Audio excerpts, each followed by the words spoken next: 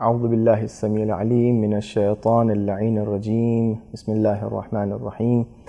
وصلی اللہ علی سیدنا محمد وآلہ الطاہرین بسم اللہ الرحمن الرحیم اللہم کل ولیک الحجة ابن الحسن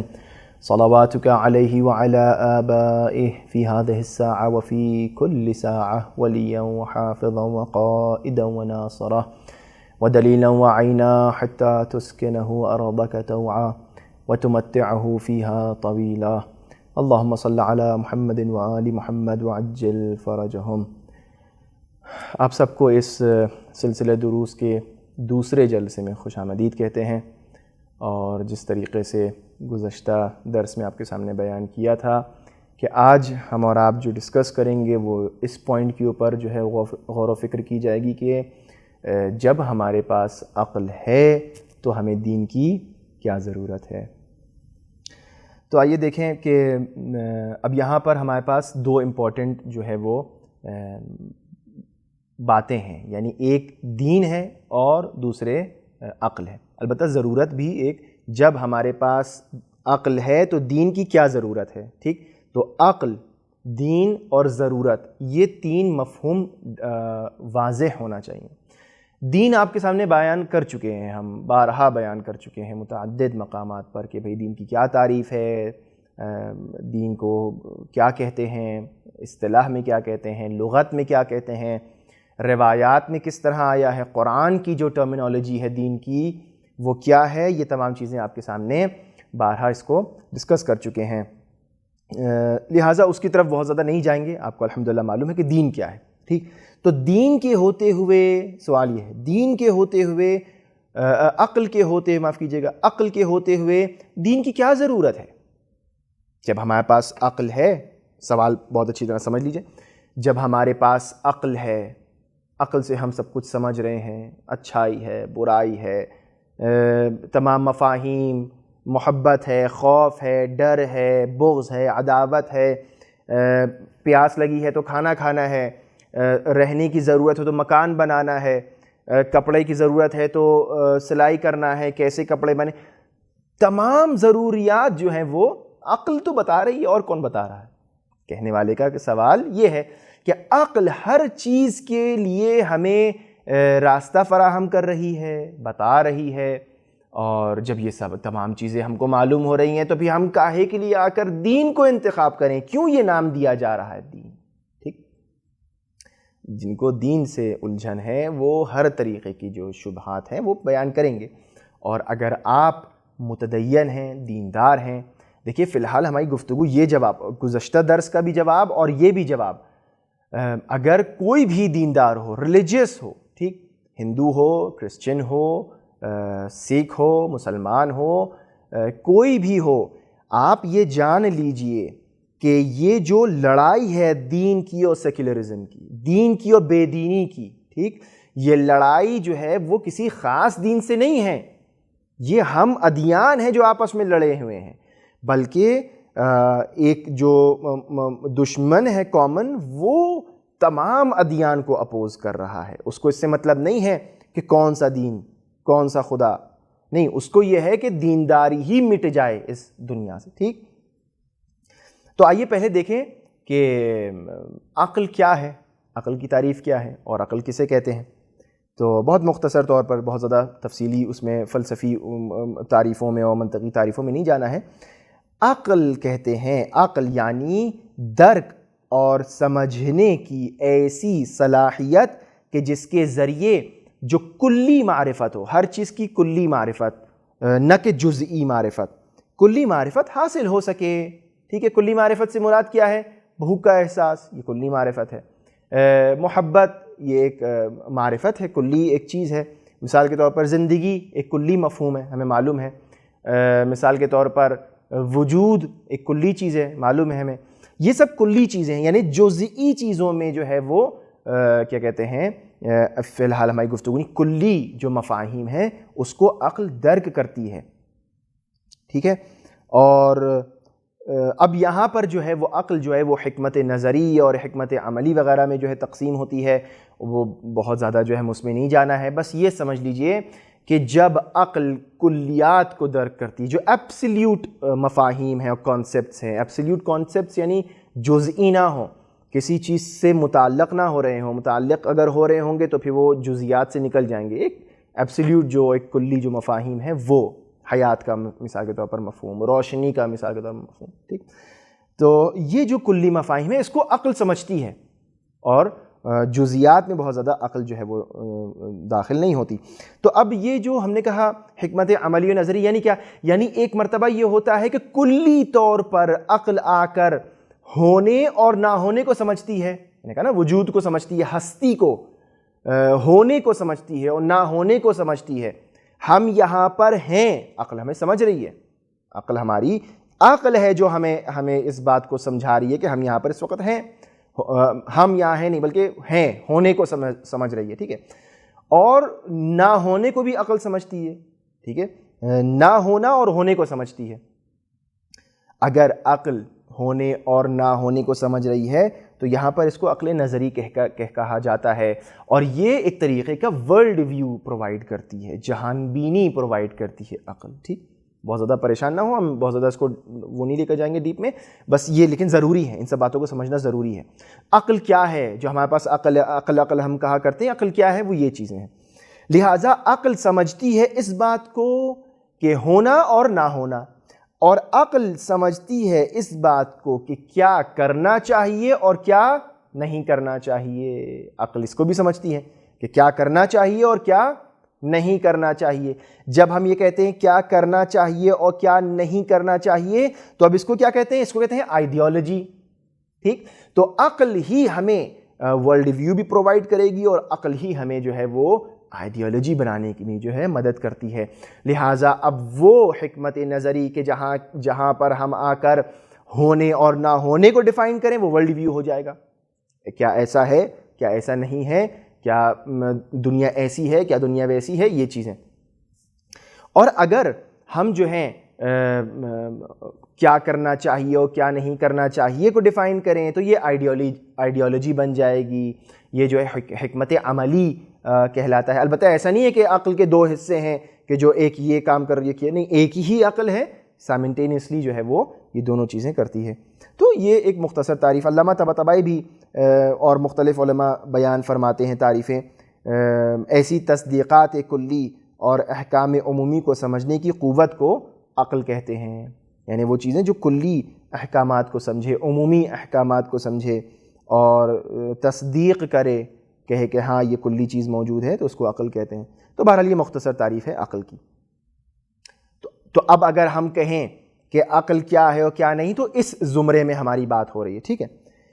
اب آپ یہ دیکھیں کہ یہ جو چیز ہے کہ عقل کی لڑائی ہے، عقل سے جو ہے دین کا جو ایک تضاد دکھایا جاتا ہے کہ عقل جو ہے وہ عقل میں اور دین میں تضاد ہے، تو یہ جو ہم نے تعریف بیان کی ہے اس کے لحاظ سے کوئی تضاد نہیں ہے عقل میں اور دین میں۔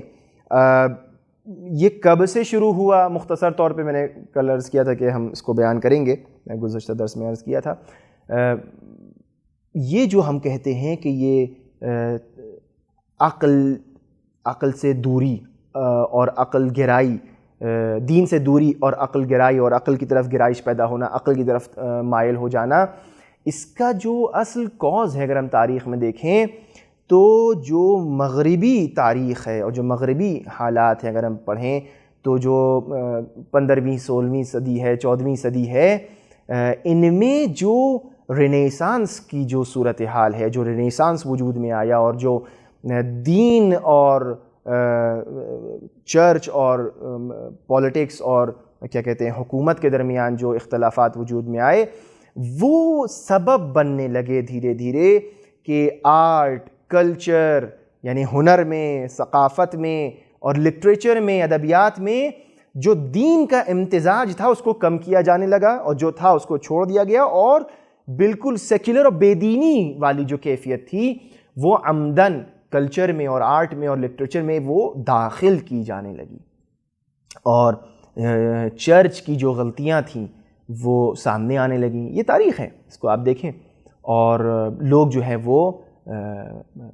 یعنی بھاگنے لگے، دور ہونے لگے دین سے، اور یہ نتیجہ نکالا گیا کہ دین انسان کے پیروں میں بیڑی ہے کہ جو ترقی سے روک رہی ہے. دین جو ہے در حقیقت ترقی کے لیے رکاوٹ ہے، دین حقیقت فہم اور ادراک کے لیے جو ہے وہ رکاوٹ ہے، دین جو ہے وہ عقل کو پروان چڑھانے کی جو ہے وہ رکاوٹ ہے. لہٰذا عقل اور دین میں کوئی آپس میں جو ہے وہ کمپیٹیبل نہیں ہے، یہ آپس میں جو ہے وہ ان کے اندر ایک تطابق نہیں پایا جاتا. لہٰذا دین سے دوری اختیار کر لی لوگوں نے، اور علمی ترقی کے نام پر کلچر، ایک زیادہ بڑا کلچر، ایک زیادہ اہم و ترقی یافتہ کلچر اور سوسائٹی بنانے کے نام پر دین سے دوری ہونے لگی. یہ مختلف بالکل ایک خاکہ آپ کے سامنے پیش کیا. لہٰذا یہ جو اب ہمارے سامنے صورتحال پیدا ہو رہی ہے وہ یہ ہے کہ دین جو ہے وہ عقل کے ایک دم متضاد ہے. یہ ہمیں بیان کیا جا رہا ہے، اور یہ کہا جا رہا ہے، یہ ڈالا جاتا ہے ذہنوں میں کہ جب عقل ہے تو کاہے کے لیے دین کو مانا جائے، کیوں دین کی طرف جو رجحان پیدا کیا جائے. البتہ ان سب باتوں کو اجمالاً لیول 1 میں جو ہے وہ ڈسکس کیا جا چکا ہے. تو اب اگر یہ بات سامنے آتی ہے، سوال یہ رکھا جاتا ہے کہ انسان کو، بھائی آپ متدین ہیں، آپ یہ کہتے ہیں کہ انسان جو ہے وہ اپنی زندگی منظم بسر کرے، انسان جو ہے وہ سعادت تک جائے، انسان پراسپیریٹی کی طرف جائے، انسان کمال کی طرف جائے، تو سعادت، کمال، نظم سب عقل دے سکتا ہے، عقل دے سکتی ہے. تو جب عقل دے رہی ہے تمام چیزیں، تو پھر دین کو کیوں آپ بیچ میں لے کر آ رہے ہیں؟ دین کو بیچ میں نہ لے کر آئیے. تو اب اگر ہم اس بات کو مان لیتے ہیں تو اب ہم کو یہ سمجھنا پڑے گا کہ ہم کو جواب دینا پڑے گا کہ بھائی عقل میں کہاں پر کمی ہے کہ جو دین میں نہیں ہے، اور دین جو ہے وہ کس لیے آ رہا ہے؟ دین در حقیقت ان عقلوں کو پروان چڑھانے کے لیے آ رہا ہے. لہٰذا ہم کو یہ سمجھنا پڑے گا کہ عقل کہاں پر وہ کام انجام نہیں دے پا رہی ہے کہ جو دین جو ہے انجام دے سکتا ہے، یعنی عقل میں کیا کمی ہے. اچھا، یہ بات واضح ہو جائے کہ جب کوئی متدین شخص یہ کہے کہ عقل میں کمی ہے اور دین کامل ہے، زیادہ ہے، اور دین جو ہے وہ عقل کو پروان چڑھانے کے لیے آئے، تو اس کا مطلب یہ نہیں کہ ہم مخالف ہیں عقل کے. انشاءاللہ بھی آپ کے سامنے ہم روایات بیان کریں گے. ایسا قطعاً نہیں ہے کہ دین جو ہے وہ عقل کو دور کرتا ہے، طرد کرتا ہے، رد کرتا ہے. نہیں، بلکہ دین بھی عقل کو پسند کرتا ہے. میں انشاءاللہ آپ کے سامنے بھی آیات بھی بیان کروں گا. لیکن کہاں پر کمی ہے؟ کیا چیز ہے کہ جو معنی بنتی ہے؟ دیکھیے، کبھی کبھار ایسا ہوتا ہے کہ انسان کی جو عقل ہے وہ، ہم نے عرض کیا تھا کہ کبھی کبھار گمان، وہم، توہمات اور خیالات جو ہیں اس کے، وہ سبب بنتے ہیں کہ انسان یقینیات سے دور ہو جائے، اور بہت ساری چیزیں جو یقینی ہوتی ہیں وہ اس سے دور ہو جائے. اور برہانی جو کیفیت ہے، جو برہان دلیل عقلی انسان پیش کرتا ہے، وہ اس سے دور ہو جائے. لہٰذا یہ کمی ہے عقل کے اندر، اور عقل ہو سکتا ہے کہ اس چیز کو جو ہے وہ نظر انداز کر دے، اور توہمات، انسان کے توہمات اور اپنے خیالات کی وجہ سے انسان جو ہے وہ حکم کرنے لگے اور نتیجے نکالنے لگے. تو یہ کمی ہے عقل کی، اور عقل جو ہے اس کے اوپر توہمات غالب رہتے ہیں. ظن اور گمان، شک، یہ سب وہ الفاظ ہیں کہ جو ہم معمولاً دیکھتے ہیں اپنی زندگی میں. لہٰذا عقل کی یہ ایک کمی ہے کہ عقل کے اندر جہاں پر یہ حسن ہے کہ وہ قطعیات اور یقینیات کے اوپر دلالت کرتا ہے، اور انسان جو ہے وہ اگر قطعی چیز ہو جائے اور یقینی ہو جائے تو عمل کرتا ہے، اسی کے کنارے، اسی کے ساتھ ساتھ ظن بھی ہے، گمان بھی ہے، وہم بھی ہے، شک و شبہات بھی ہیں. تو یہ ایک وجہ ہے. دوسری وجہ یہ ہے کہ اکثر ایسا ہوتا ہے کہ انسان کے اندر بھائی خواہشات بھی ہیں اور عقل بھی ہے. لہٰذا کبھی کبھار، بلکہ اکثر ایسا ہوتا ہے کہ انسان کی خواہشات، سینٹیمنٹس، ایموشنز اس کی انٹلیکٹ کے اوپر غالب آ جاتے ہیں، اور پھر جب انسان فیصلہ کرتا ہے تو وہ اس کا انٹلیکچوئل فیصلہ نہیں ہوتا، وہ اس کا ایموشنل فیصلہ ہوتا ہے، وہ سینٹیمنٹس کے بہاؤ میں آ کر فیصلہ لے رہا ہوتا ہے. لہٰذا اکثر آپ سنتے ہیں، بڑے کہتے ہیں ہم سے کہ جو ہے وہ اپنے جذبات میں نہ بہہ جائے انسان، جذبات میں آ کے فیصلہ نہ کرو، ہے نا، اب سنا ہوگا آپ نے، یہ بہت اچھی چیز ہے کہ انسان جذبات میں آ کے کوئی جذباتی فیصلہ نہ کرے، عقلی موازین اور ملاقات کے اوپر انسان فیصلہ کرے، انسان اپنی زندگی کے فیصلے لے۔ آپ جذبات میں آ گئے، مثال کے طور پر شادی کے فیصلے اگر جذبات میں لے لیے جائیں بہت زیادہ تو جو ہے خطرناک ہو سکتا ہے، شاید نتائج سامنے نہ آئیں۔ اکثر انسان جو ہے بہت زیادہ خواہشات نفسانی میں، لالچ میں کوئی ایسا فیصلہ کر لے، تجارت میں کوئی ایسا فیصلہ کر لے جو لالچ میں آ جائے انسان، و بعد میں جو ہے بہت بڑا نقصان ہو جائے اس کو۔ لہٰذا جو ہے انسان اپنے خواہشات جو ہے وہ اس کی عقل کے اوپر غالب آ جاتے ہیں، اور الا ماشاء اللہ اس کی دلیلیں بے پناہ دلیلیں ہیں۔ اس لیے کہا جاتا ہے کہ انسان جو ہے اگر بہت زیادہ غمگین ہے تو کوئی فیصلہ نہ لے، بہت زیادہ غصے میں ہے تو کوئی فیصلہ نہ لے، انسان بہت زیادہ خوش ہے تو کوئی خوشی میں انسان وعدے نہ کرے، روایت میں ہے خوشی میں انسان کسی سے کوئی وعدہ نہ کر لے، کیونکہ خوشی جب انسان کو ہوتی ہے تو اس کی شاید جو جذبات ہیں اور جو نفسانی کیفیت ہے وہ اس کی عقل پہ غالب آ سکتی ہے، اور ہو سکتا ہے جو وعدہ کر رہا وہ عقل کے خلاف ہو۔ غصے میں کوئی فیصلہ نہ لے، بہت زیادہ غمگین ہے کوئی فیصلہ نہ لے، لہٰذا معلوم یہ ہوتا ہے کہ عقل کے اوپر یہ چیزیں جو ہیں وہ غالب آ سکتی ہیں۔ جلد بازی ایک سبب ہے، جلد بازی بھی ایک سبب ہے کہ انسان جو ہے وہ جلد بازی اگر کرے، انسان کی طبیعت و مزاج میں یہ ہے، انسان عجول ہے، انسان کو ہر چیز چاہتا ہے عجلت میں کام کرے اور جلدی میں کام کرے، جلدی نتیجے تک پہنچ جائے، لہٰذا کبھی کبھار شارٹ کٹ اختیار کرنے کے چکر میں جو ہے وہ لانگ روٹ کو اوائڈ کرتا ہے اور کسی نہ کسی جو ہے وہ مصیبت میں پھنس جاتا ہے۔ اس کے بعد ہر عقل مند اس کو ملامت کرتا ہے۔ مثال کے طور پر انسان جا رہا ہے اور آپ سے کہا گیا ہے کہ آپ ایئرپورٹ یا بارڈر پہ جو ہے اس راستے سے آئیں، اور ہم چالاکی کریں، اکثر ایسے لوگ ہوتے ہیں بہت چالاک بنتے ہیں کہ وہ اپنی لائن کو چھوڑ کر شارٹ کٹ لینا چاہتے ہیں، بہت ساری زندگی کا، میں تو ایک مثال ہے۔ ایسا نہیں کرنا چاہیے، قانون جو بنایا گیا ہے اس کے حساب سے انسان چلے۔ کبھی کبھار شارٹ کٹ لینے کے چکر میں جو ہے وہ انسان جو ہے وہ جو اس وقت اس لانگ راستے میں تھا اس سے بھی زیادہ وقت اس کو صرف کرنا پڑ جاتا ہے۔ تو شارٹ کٹس لینا بہت زیادہ عقلمندی نہیں ہے، مخصوصاً رسک ہوتا ہے اس کے اندر، اور پھر اگر خدا نخواستہ کوئی غیر متوقع جو ہے وہ نتیجہ سامنے آ جاتا ہے تو پھر انسان کو ہر عقلمند جو ہے وہ ملامت کرتا ہے کہ تمہیں کیا ضرورت تھی کہ جو ہے وہ 2 منٹ صبر کر لیتے۔ بہت یعنی یہ ہماری زندگیوں میں ایسے واقعات بے پناہ آتے رہتے ہیں۔ اگلی دلیل کیا ہے کہ انسان جو ہے وہ شخصیت پرستی میں کبھی کبھار مبتلا ہو جاتا ہے، لہٰذا جب شخصیت پرستی میں انسان مبتلا ہو جاتا ہے، اور یہ آج کل کی بہت بڑی بیماری ہے، اور اکثر ایسا ہوتا ہے کہ ہم کسی ایسے اسکالر کو اتنا پسند کرنے لگیں، کسی ایسی شخصیت کو اتنا پسند کرنے لگیں، کسی ایسی سیلیبریٹی کو اتنا پسند کرنے لگیں کہ اب ہم اس کی ساری برائیوں کو نظر انداز کر دیں۔ اگر ہم اس کی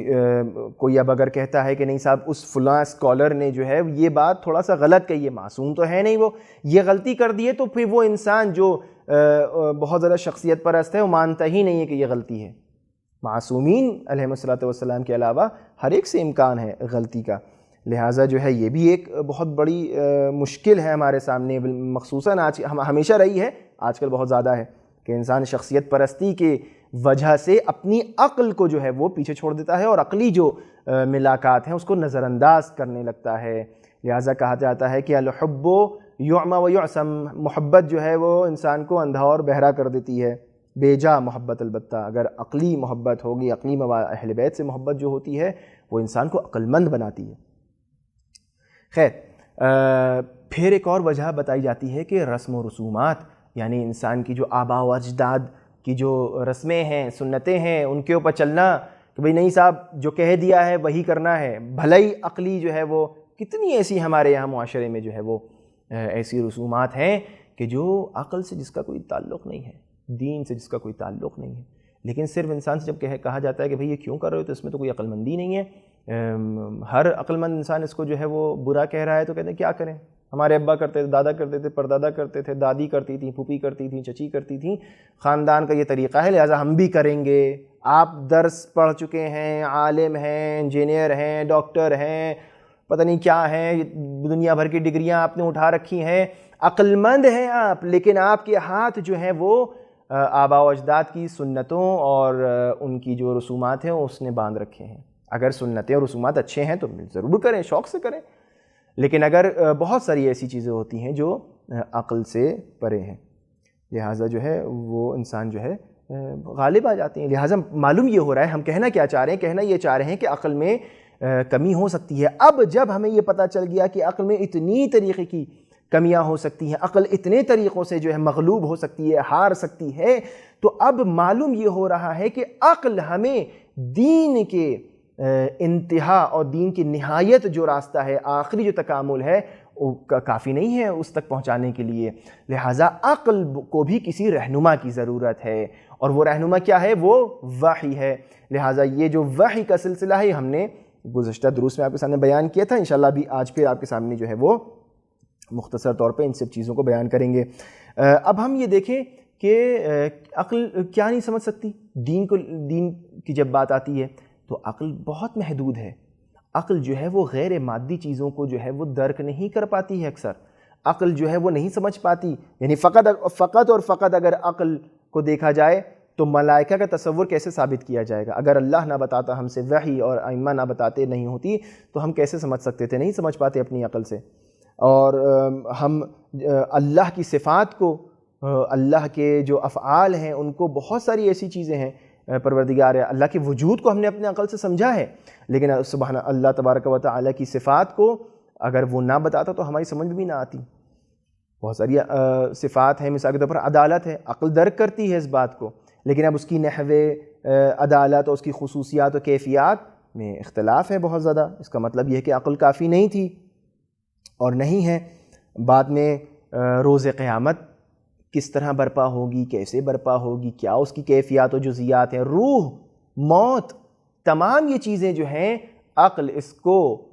مستقل طور پر انڈیویجولی عقل اس کو نہیں سمجھ سکتی۔ جنت و جہنم کا تصور نہیں سمجھ سکتی کہ کیسی ہے، کیا ہے، مگر یہ کہ ہم کو وحی کے ذریعے یہ تمام باتیں بتائی جائیں۔ لہٰذا معلوم یہ ہوتا ہے کہ عقل کی محدودیت واقعاً ہے، اور عقل محدود ہے، عقل میں اتنی توانائی نہیں ہے کہ اگر یہ کہا جائے کہ عقل ہے تو دین کی کیا ضرورت؟ دین آ کے ہم کو بتائے گا، وحی آ کے ہم کو بتائے گی۔ اب یہاں پر البتہ ہدایت کی بات ہے، ہدایت تشریعی ہے، تکوینی ہے۔ ہدایت تشریعی میں بہت ساری ایسی چیزیں ہیں جو عقل اپنے آپ نہیں سمجھ سکتی۔ ہاں عقل یہ ضرور بتاتی ہے ہمیں کہ ہمیں دین کی ضرورت ہے، ہمیں ایک الہی رہنما کی ضرورت ہے۔ بارہا عقل دائماً ہر وقت مستقل طور پر جو ہم کو یہ بتاتی ہے کہ ہمیں دین کی ضرورت ہے، لیکن یہ کہ دین کی جزیات کیسی ہوں وہ عقل جو ہے وہ نہیں سمجھ سکتی۔ مثال کے طور پر گزشتہ دروس میں ہم نے یہ بات بیان کی تھی اور عقلی دلیلوں سے اس بات کو بیان کیا تھا کہ اس دین کی کیا ضرورت ہے، ہمیں دین کی محدودیت کو بیان کیا تھا، دین کو بیان کیا تھا کہ ہر چیز میں جو ہے، عقل کو بیان کیا تھا کہ ہر چیز میں دخیل نہیں ہو سکتی دنیا، انسان کی زندگی کے ہر فیصلے میں اور ہر شعبے کو منظم کرنا جو ہے وہ عقل کا کام نہیں ہو سکتا، عقل کہیں کہیں پر پیچھے رہ جاتی ہے اور دین کی ضرورت ہے۔ اور ثابت کیا تھا کہ اگر اللہ تبارک و تعالی ہمارا حکیم ہے، عقل کہتی ہے حکیم ہونا چاہیے، عقل کہتی ہے عادل ہونا چاہیے، عقل کہتی ہے عالم ہونا چاہیے، اور عقل ان تمام باتوں کو درک کرتی ہے، تو اس کا مطلب یہ ہے کہ جس اللہ نے ہمیں خلق کیا ہے وہ بغیر ہدایت کے نہیں چھوڑے گا، اور وہ خود ہی ہماری ہدایت کرے گا۔ یہ تمام چیزیں جو ہیں وہ عقل سمجھتی ہے، اور یہاں پر دین کی ضرورت ہمیں سمجھ میں آتی ہے۔ دوسرا امپورٹنٹ پوائنٹ یہ ہے کہ عقل کہتی ہے کہ اگر اس عالم کا ایک خالق ہے اور اس نے ہمیں نعمتیں دی ہیں، بھائی اگر اس دنیا کے ایک خالق ہے اور اس نے ہمیں نعمتیں دی ہیں اور اس نے ہمیں بنایا ہے، تو وہ نعمتیں، وجود دینا، بنانا، ان سب کا ایک شکر ہونا چاہیے، منعم کا، نعمت دینے والے کا شکر ادا کرنا چاہیے۔ تو اب یہ کیسے شکر ادا ہو؟ عقل یہ بتائے گی کہ شکر ادا کرنا چاہیے، لیکن کیسے ہو یہ وہی بتائے گا کہ جس نے نعمتیں دی ہیں، کہ جس نے ہم کو بنایا ہے۔ اور اب اس شکر کا طریقہ کیا ہے؟ عبادت ہے۔ عبادت کے ذریعے سے ہم شکر ادا کرتے ہیں، اور کیسے عبادت ہو دین آ کے ہمیں بتائے گا۔ اور بہت ساری ایسی چیزیں ہیں کہ جو ہم نے عرض کیا تھا کہ عقل جو ہے چونکہ محدود ہے، لہٰذا انسان کے تمام تقاضوں کو نہیں سمجھ سکتی، انسان کے تمام جزئیات و دینی جو اس کے فرائض ہیں اس کو نہیں سمجھ سکتی۔ لہٰذا یہاں پر اب ضرورت پھر سے آ پڑتی ہے کہ دین آ کے بتائے انسان کو، وحی آ کے بتائے انسان کو، اور انسان کی زندگی کو منظم کرے۔ عقل در حقیقت جو ہے وہ اس دین جو ہے در حقیقت عقل کو پروان چڑھانے کا کام کرتی ہے۔ دین کے سائے میں جو عقل پرورش پائے وہ عقل جو ہے وہ متدین عقل ہوتی ہے، وہ عقل جو ہے وہ ایسی عقل ہوتی ہے کہ جو انسان کو اللہ سے قریب کرے۔ امام علی مقام امام علی ابن مرتضیٰ علیہ الصلوۃ والسلام فرماتے ہیں، علی ابن ابی طالب علیہ الصلوۃ والسلام نہج البلاغہ میں، کہ انبیاء اس لیے آئے کہ پروان چڑھائے عقل کو، وَيُثِيرُ لَهُمْ دَفَائِنَ الْعُقُولِ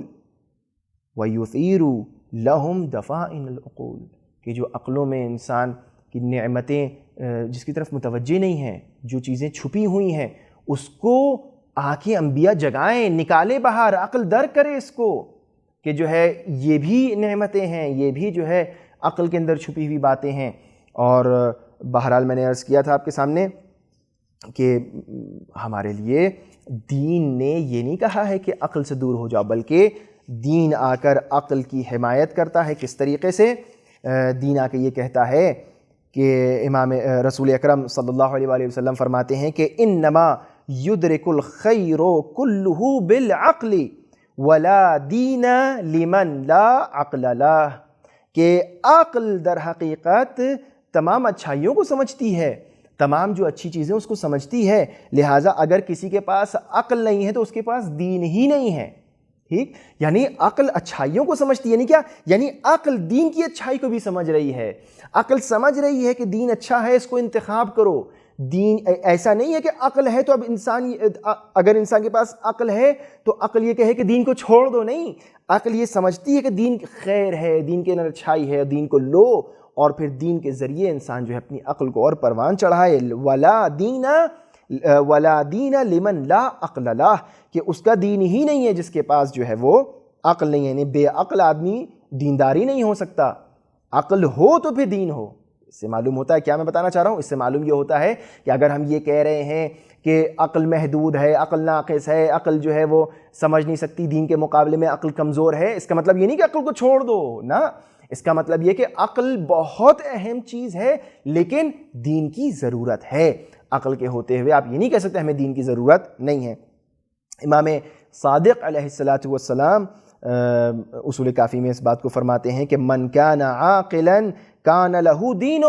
کہ جو عقل مند ہوگا اس کے لیے دین ہوگا، ومن کان لہ دین دخل الجنہ، اب جس کے پاس دین ہوگا وہ جنت میں داخل ہوگا۔ دیکھیں کہ دلیل میں دے رہا ہوں، یعنی اگر کوئی سنے ہم کو یہ کہتے ہوئے متدینین حضرات کو، علماء کو، دیندار لوگوں کو کہ بھئی عقل ناقص ہے، عقل کمزور ہے، عقل سے نہیں سمجھ، تو وہ فوراً جو ہے وہ آپ کے اوپر جو ہے وہ ایک ٹیگ لگا دیں گے کہ یہ سب عقل کے خلاف لوگ ہیں، یہ بے عقل لوگ ہیں، ان کو سمجھ میں نہیں آتا، لہٰذا نہیں، ہم عقل کے بالکل خلاف نہیں ہیں۔ ہمارے ائمہ نے، رسول اکرم نے، خداوند عالم نے تعقل، تفکر، تدبر کی طرف دعوت دی ہے، اور بے شمار حدیثیں ہمارے مجامع روای میں موجود ہیں۔ کتاب عقل و جہل آپ دیکھیں اس کو جا کر، اس کتاب کافی میں کہ کتنی اہمیت بیان کی گئی ہے عقل کی، اور عقل مند کی کتنا احترام ہے، اور تفکر و تعقل و تدبر کی طرف دعوت دی جا رہی ہے، جیسے کہ انہی حدیث میں بیان ہوا۔ امام سے، چھٹے امام سے کسی نے آ کے سوال کیا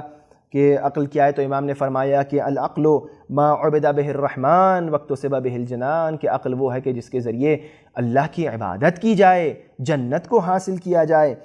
کسی نے آ کے امام سے پوچھا کہ عقل کیا ہے، تو امام نے فرمایا کہ عقل وہ چیز ہے کہ جس کے ذریعے انسان خدا سے قریب ہوتا ہے۔ تو سوال کرنے والے نے کہا کہ مولا تو پھر جو ہے جو ظالم ہیں، جو آپ کے دشمن ہیں، اور معاویہ جو تھا تو وہ بھی کیا عقل مند تھا؟ وہ بھی تو جو ہے بہت زیادہ سیاست میں بہت تیز تھا اور سیاست باز تھا۔ تو امام نے فرمایا کہ نہیں، وہ عقل نہیں تھی، بلکہ عقل مند ہونے کا ایک ڈھونگ تھا، ایکٹنگ تھی، بلکہ امام نے فرمایا کہ وہ شیطنت تھی۔ اصول کافی جلد نمبر 1 کتاب عقل و جہل میں روایت موجود ہے۔ امام نے فرمایا وہ شیطنت ہے، وہ عقل مندی نہیں ہے۔ بظاہر انسان سمجھ رہا ہے عقل یہ بہت عقل مند ہے، لیکن وہ عقل مند ہے در حقیقت کہ جو اللہ سے نزدیک ہو، جنت کو حاصل کرے، جس کا دین جو ہے وہ مضبوط ہو۔ اگر ایسا ہوتا کہ انسان یہ کہے کہ عقل جو ہے وہ دور کر رہی ہے، تو پھر ہم کو جو ہے قرآن مجید میں جو ہے تدبر و تعقل و تفکر کی جو ہے وہ آیات نہ ملتی۔ قرآن ہم سے کبھی یہ نہ کہتا کہ تعقل کرو، تدبر کرو، قرآن جو ہے کبھی اپنے مخالفین سے یہ نہ کہتا کہ جاؤ برہان لے کر آؤ، ہیں عقلی دلیل لے کر آؤ، یعنی وہ چیز کہ جس کے اوپر خود انسان جو ہے وہ عمل نہیں کر رہا ہے۔ قرآن مجید سورہ بقرہ میں آیت نمبر 111 میں کیا فرما رہا ہے؟ قُلْ هَاتُوا بُرْهَانَكُمْ إِن كُنتُمْ صَادِقِينَ۔ سچائی کا ملاک جو ہے عقل ہے، برہان ہے، یعنی اگر تم واقعاً سچے ہو تو جاؤ برہان لے کر آؤ، دلیل لے کر آؤ۔ عقلی پیرامیٹرز کے اوپر انٹلیکٹ کو دیکھیے دعوت دیا جا رہا ہے، انٹلیکچوئل ڈیبیٹ کو جو ہے وہ دعوت دے رہا ہے قرآن کہ عقلی ہونا چاہیے موازین۔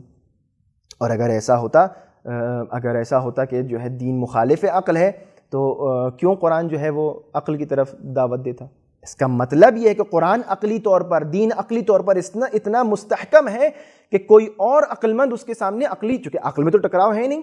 عقلی پیرامیٹرز ہر جگہ ایک جیسے رہیں گے، تو جب ہم نے کہہ دیا کہ تمام عقلی موازین کے اوپر دین مبنی ہے تو اب کوئی بڑا سے بڑا عقل مند آ جائے وہ رد نہیں کر سکتا دین کو۔ اور پھر یہ جو ہمیں ملتی ہے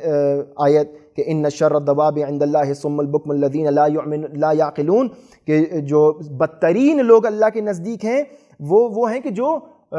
بہرے اور گونگے، جو تعقل نہیں کرتے، تفکر نہیں کرتے۔ سورہ انفال آیت نمبر 22 میں دیکھیے اس کو آپ، عقل یعنی جو تعقل نہیں کر رہے ہیں، لا یعقلون، جو تعقل و تفکر نہیں کرتے، ان کو اللہ شر کے عنوان سے پہچنوا رہا ہے عند اللہ۔ تو اس کا مطلب کیا ہے؟ اس کا مطلب یہ ہے کہ یقیناً ہم افتخار کرتے ہیں اس بات کے اوپر کہ ہمارا دین عقلی ہے، عقلانی موازین کے اوپر بیس کرتا ہے، اور الحمدللہ جو بھی صاحب عقل و فہم ہے وہ اسلام اور دین کی جو ہے وہ حامی ہیں۔ بہرحال اپنی بات کو ہم سمیٹتے ہوئے تو نتیجہ کیا نکلا؟ نتیجہ یہ نکلا کہ یہ جو کہا جاتا ہے کہ عقل کے ہوتے ہوئے دین کی کیا ضرورت ہے، یہ سوال ہی غلط ہے۔ عقل کے ہوتے ہوئے دین کی ضرورت ہمیں ہے،